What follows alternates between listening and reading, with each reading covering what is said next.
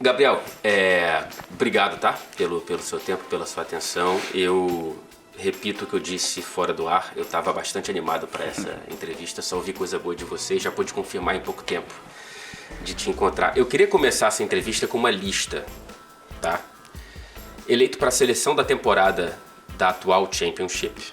Eleito pela torcida como o melhor jogador do Norwich na temporada passada. Você é um dos únicos 3 jogadores da liga com um duplo-duplo, né? 2 dígitos de gols e 2 dígitos de assistência. Você nunca fez tanto gol numa temporada. Você nunca deu tanta assistência numa só temporada.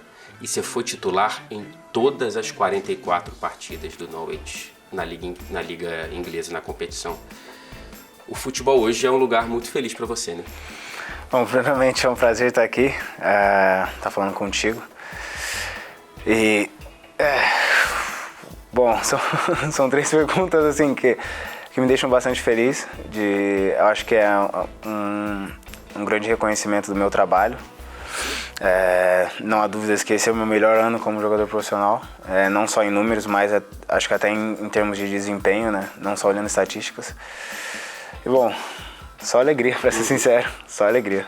Você está próximo de completar 2 anos aqui, né? Na cidade, no clube. Como é que é a vida em Norwich, cara? Porque eu tava vendo, a população lá tem metade do número de Joinville. Não vou nem comparar com a cidade de São Paulo, que é outra escala. Você sai da maior cidade do hemisfério sul para uma vida no campo, praticamente. Como é que é a vida aqui? Cara, é surreal, pra ser sincero. É muito boa a vida aqui, porque Joinville já é uma cidade muito mais tranquila que São Paulo. E eu tive pouco tempo em Joinville, pra ser sincero.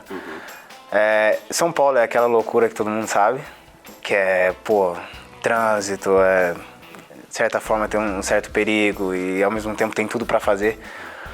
E até antes de vir eu tava um pouquinho assim, a gente vai pra uma cidade que talvez não tenha muita coisa pra fazer, que vai ser mais no campo, vai ser mais sossegado. Mas eu tive uma surpresa maravilhosa quando cheguei, porque, cara, além de ter coisas pra fazer, claro, é uma cidade muito tranquila, é uma cidade onde você não tem preocupação nenhuma em termos de segurança. Eu tenho 3 cachorros, então, perfeito pra eles, sabe? Eles têm onde correr, brincar, se divertir. Cara, e a forma como o povo daqui trata o futebol, sabe? Eles são apaixonados, todo jogo tá o estádio lotado, na rua tá todo mundo muito empolgado com o time. Então, é uma cidade maravilhosa para se viver, de verdade. Qual que foi o maior choque cultural logo de cara? O frio, evidentemente, ele já deixa a gente triste no momento que a gente pisa aqui. Eu lembro quando eu cheguei. Foi esse a língua, enfim, não sei. Cara, acho que, pra ser sincero, o maior choque cultural que eu tive aqui foi ver feijão no café da manhã. Eu acho doce. Que doce. O feijão doce com pão foi algo assim que tá errado, entendeu? Você sabe, na nossa cultura tá errado isso. Tá errado. Pecado. Não, é um pecado, com certeza. Eles estão muito errados nisso aí. Não tem como. Já você experimentou? Já. É terrível. Não dá. Não dá. Espera o teu 3º ano, que acho que você vai começar.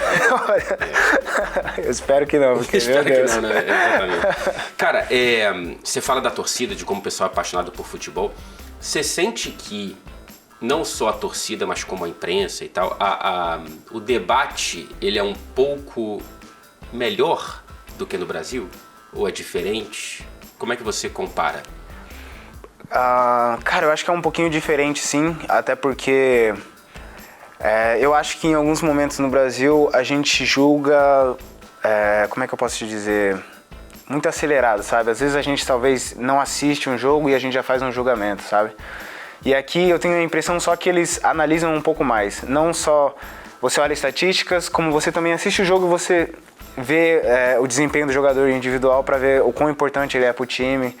Não falo só de mim, mas como até outros jogadores do meu time. Eu posso até citar como exemplo o Kenny McLean, que é o nosso capitão, que se você for puxar as estatísticas dele, ele não tem muitas estatísticas, assistências, gols, só que todo mundo reconhece que ele é um dos jogadores mais importantes pro time, que ele é a nossa base sólida ali, sabe? Tanto na marcação como até em saída de bola, em jogo, em propor o jogo. Então eu acho que talvez no Brasil fosse um jogador assim que todo mundo ia falar, cara... Porque não assistem o jogo. Entendeu? Muita gente talvez não assiste, não tem esse entendimento. Muita gente acha que ele passaria despercebido, ele seria tipo assim, um cara que, tá fazendo nada aí, entendeu? E é um cara que, tem uma importância e uma relevância muito grande. Você, cara, é o primeiro brasileiro da história de um clube que tem um canário no escudo, as cores verde e amarelo. Como que é jogar aqui nesse estádio? Como que tá sendo essa relação com esse clube que é tão familiar, mas tão distante ao mesmo tempo e ser o primeiro brasileiro dessa história?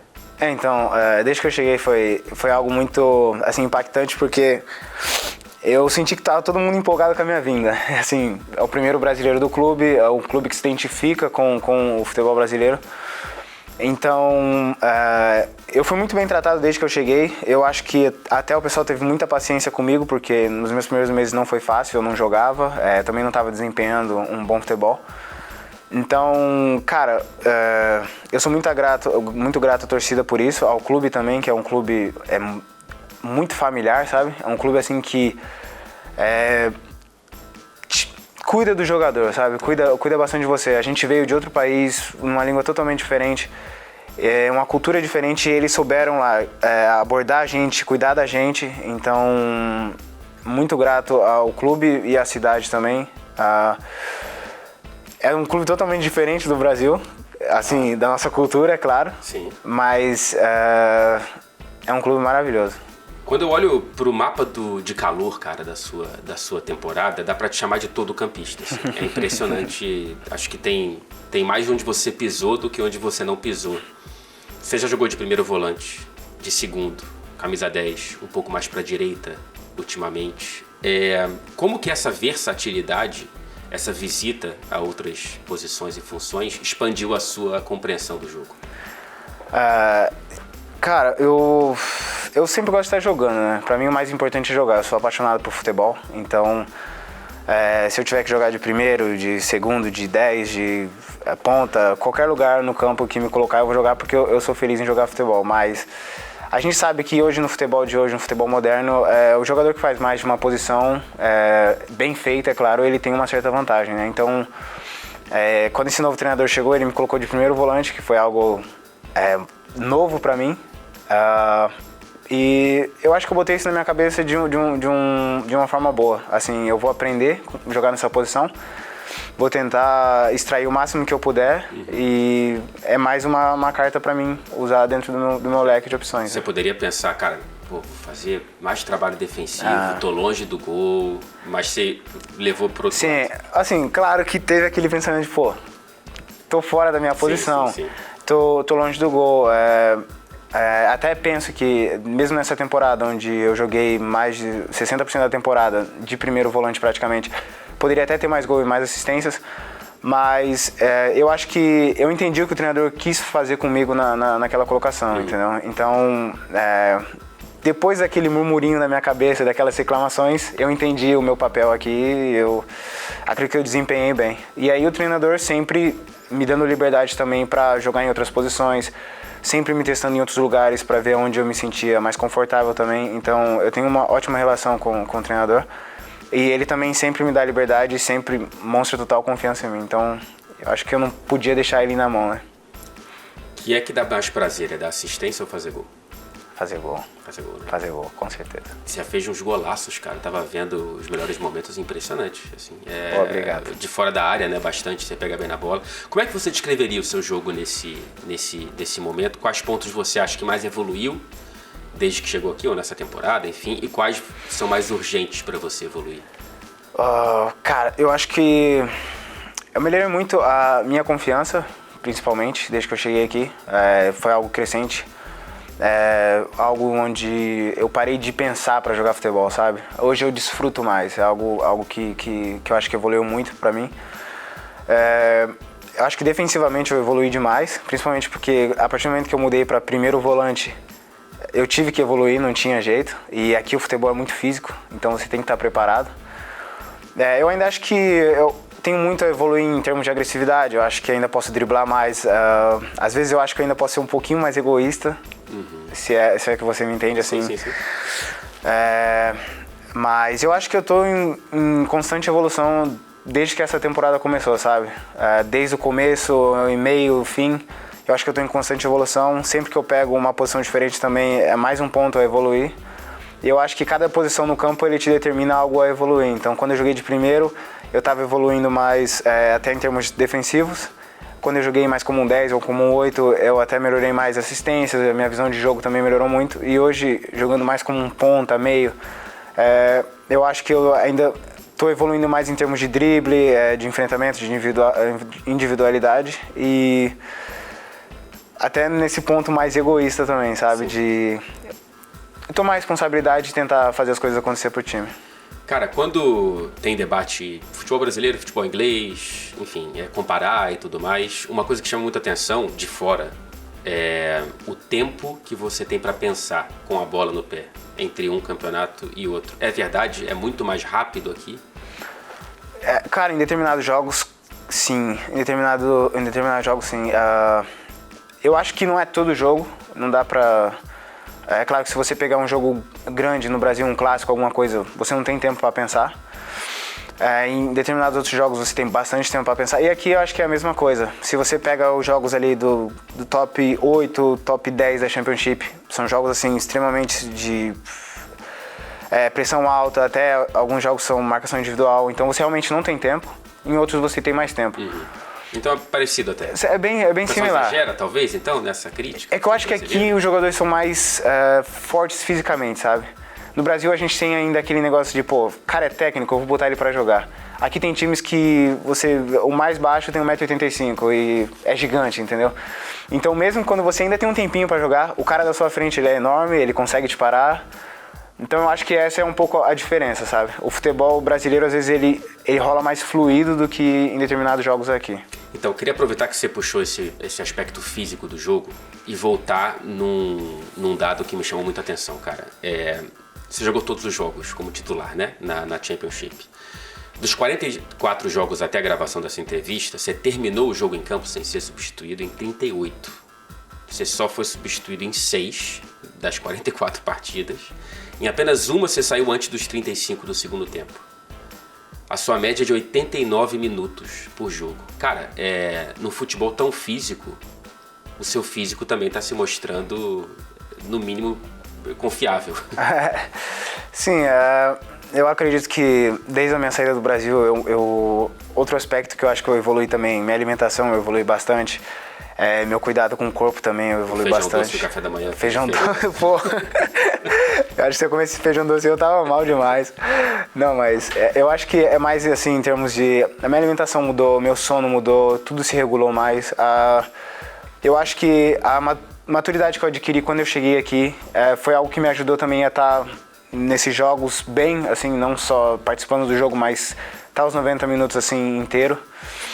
E até dou crédito à minha noiva que me ajudou bastante, ela é nutricionista, então por mais chato que seja se admitir isso, foi algo bom pra mim.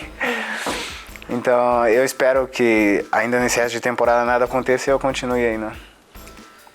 Eu te chamo de Gabriel, o pessoal te chama aqui de Gabi, né? Gabi Sarah. O apelido de astronauta já chegou aqui? Cara, eu acho que não. Eu acho que eu não ouvi ninguém falando sobre isso. Ninguém no clube, não, nada. Não. Foi difícil abraçar uma crítica e ressignificá-la? Foi bem complicado, pra ser sincero.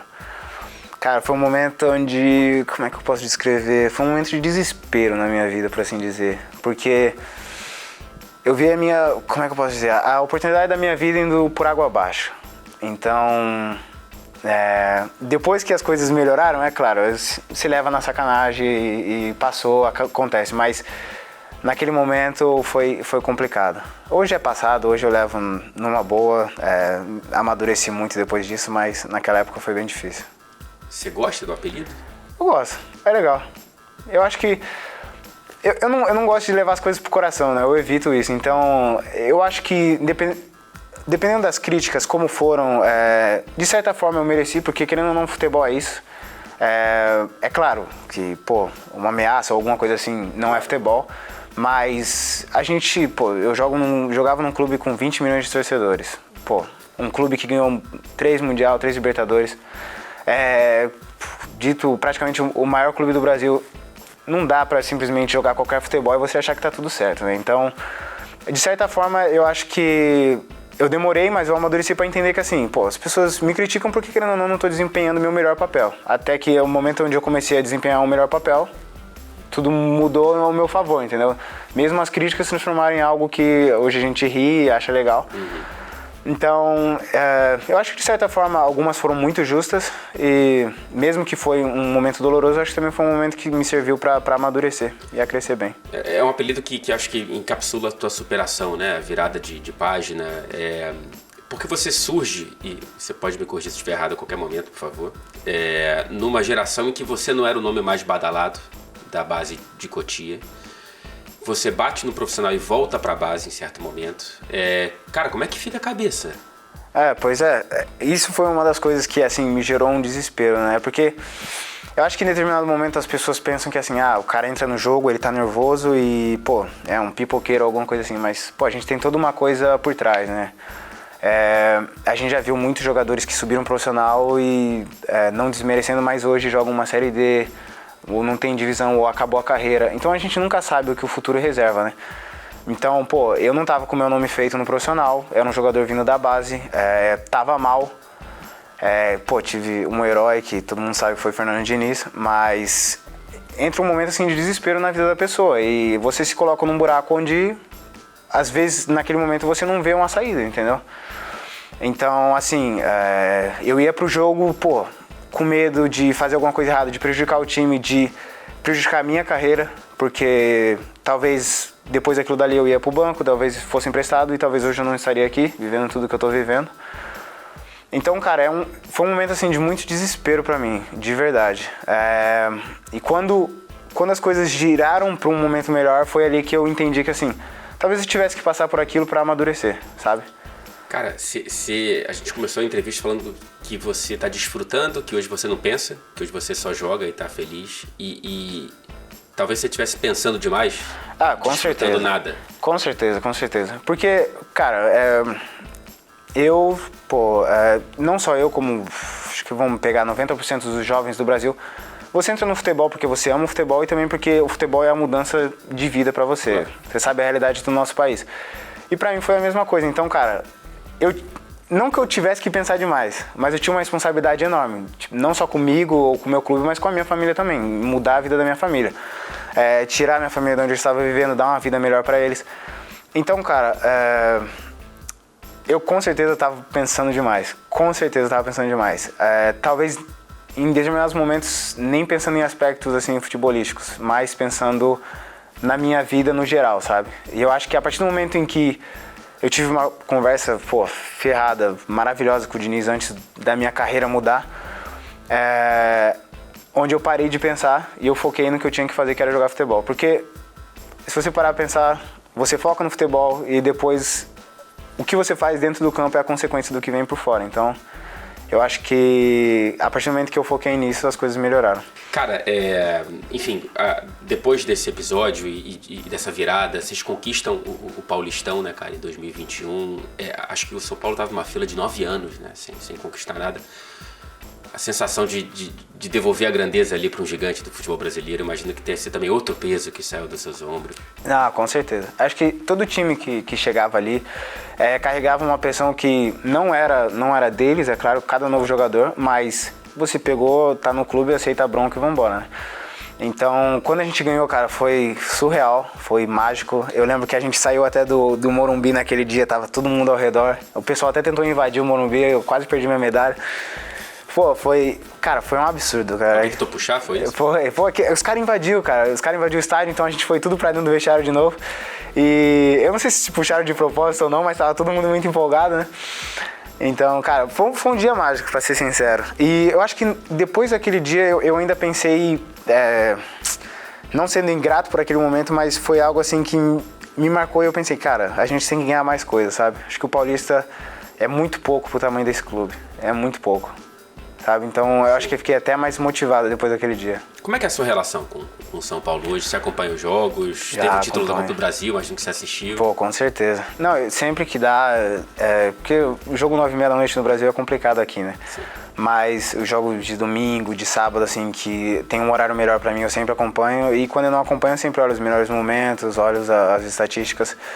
Porque eu falo pra minha mulher, ela fica maluca, porque ela ama a vida aqui, mas eu falo pra ela que a gente aproveita uns anos aqui e eu com certeza vou voltar pro São Paulo, porque como eu te falei sobre o Paulista, eu tenho muitos sonhos ainda a realizar no São Paulo, muitos sonhos.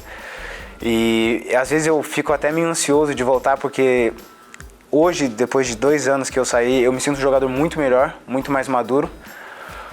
Eu acho que eu poderia ajudar muito mais, então eu imagino que daqui a uns anos, quando eu voltar, eu ainda esteja melhor e talvez eu possa realizar e ajudar muito mais o clube que me deu tudo que eu tenho hoje. Então essa é a minha relação com o São Paulo, uma relação de gratidão assim, eterna e de muito amor. Se fosse escolher um título para conquistar com o São Paulo, tem algum especial na tua cabeça? Libertadores, com certeza Libertadores. Vai acontecer. Amém. Estamos chegando no final da entrevista, não quero te alugar por muito mais tempo aqui. Tranquilo. O atual técnico da seleção brasileira foi quem te deu o primeiro jogo, né? Como profissional, o professor Dorival.